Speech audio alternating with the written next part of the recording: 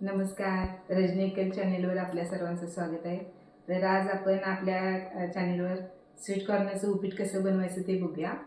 तर त्याच्यासाठी लागणारं साहित्य बघूया. तर हे आहेत स्वीट कॉर्नचे दाणे काढून घेतलेले आहेत असे, आणि त्याच्यासाठी लागणारे कांदा थोडा, मिरच्या, लसूण आणि कोथिंबीर.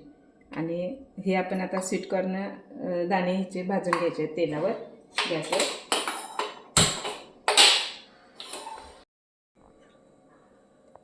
कढई गरम करायला ठेवायची आणि त्याच्यात थोडं तेल टाकून हे दाणे मक्याचे जे आहेत ते भाजून घ्यायचे आहेत चांगले.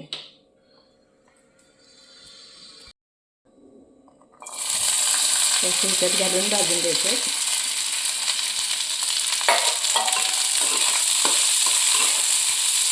चांगले शिजेपर्यंत हे भाजायचे थोडे 1-5 मिनटं.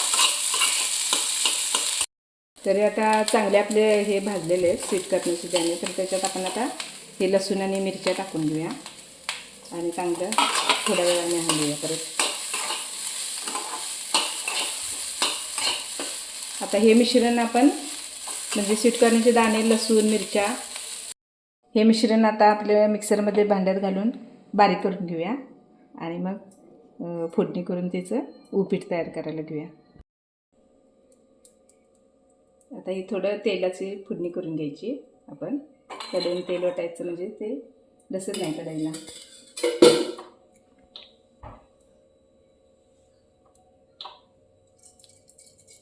जिरे मोहरी टाकायचे. कढीपत्त्याची पानं थोडी टाकायची. त्याच्यात कांदा टाकायचा, हलवून घ्यायचं व्यवस्थित.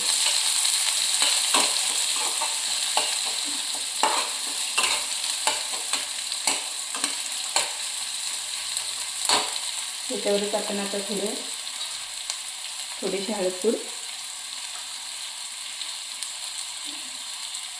थोडी जिरेपूड आणि थोडी धनेपूड टाकून घ्यायची.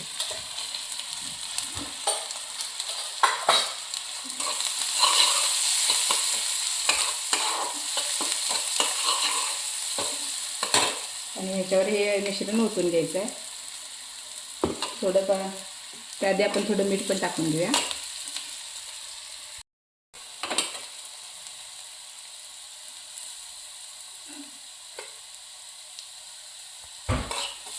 हे व्यवस्थित हलवून ह्याच्यावर हे आपलं मिश्रण जे बारीक केलेलं आहे असं ते ओतून घ्यायचं आहे.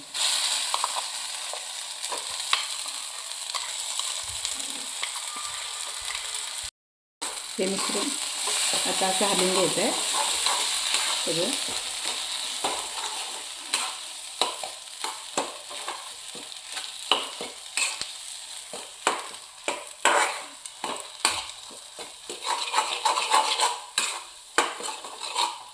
असं हलवून एकजीव करायचं म्हणजे त्याच्यामध्ये ते जिरेपूड, धनेपूड, कांदा वगैरे सगळं व्यवस्थित मिक्स होईल. आणि थोडं 5 मिनिटासाठी आपण हे झाकून ठेवायचं आहे. आता आधी झाकून काढून चांगलं हलवून घ्यायचं आहे. आता हे शिजून छान झालेलं आहे उपीट आपलं तयार.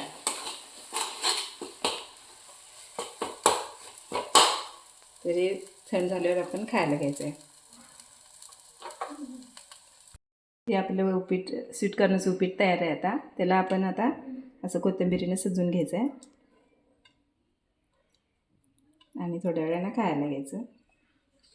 तर ही डिश बघा तुम्हाला कशी वाटते. स्वीट कॉर्नचे गोडसरपणामुळं आणि मिरच्या, कांदा वगैरे ह्यामुळे हे चवीला छान लागतं. करून बघा. साधं कणीस तसंच खाण्यापेक्षा आपलं अशी वेगळ्या पद्धतीनं हे केलं तर एक नाश्त्याप्रमाणे हा पदार्थ आपल्याला खाता येतो. तर तुम्ही पण करून बघा आणि तुम्हाला ही रेसिपी कशी वाटली आम्हाला सांगा.